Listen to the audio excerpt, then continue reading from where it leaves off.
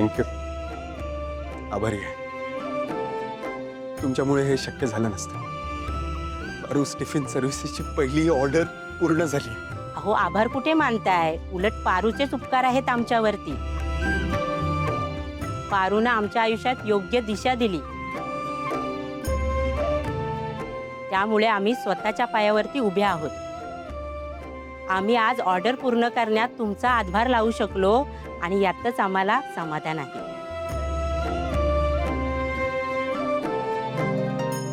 वा आदित्य, मानलं तुला. आज खऱ्या अर्थानं तू पारूला साथ दिलीस. आता नवरा म्हणून असाच तिच्या पाठीची सतत उभा राहा.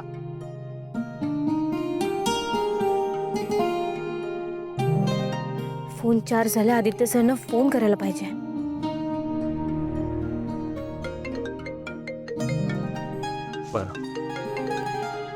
हॅलो.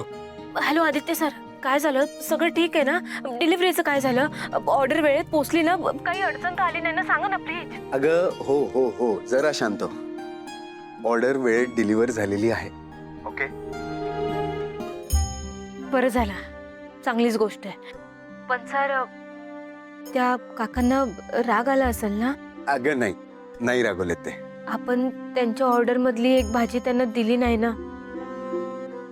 पारू, आपण पूर्ण ऑर्डर डिलिव्हर केलेली आहे, सुरणाच्या भाजी सहित.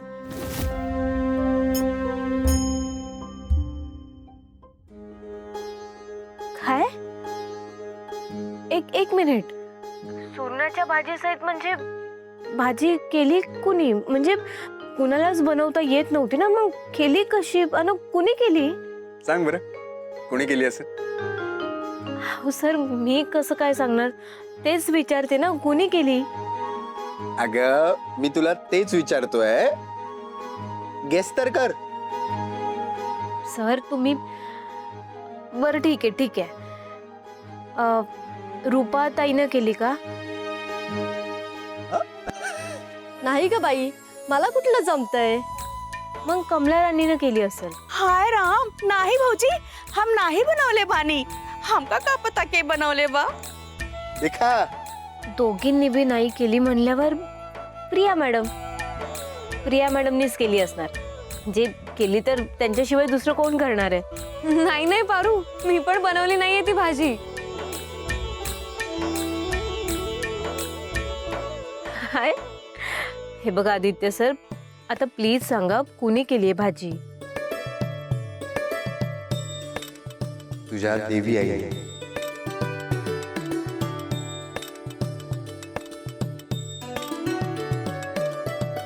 हो पारू, सुरणाची भाजी आईने केली. आदित्य सर, मला लई आनंद झालाय बघा.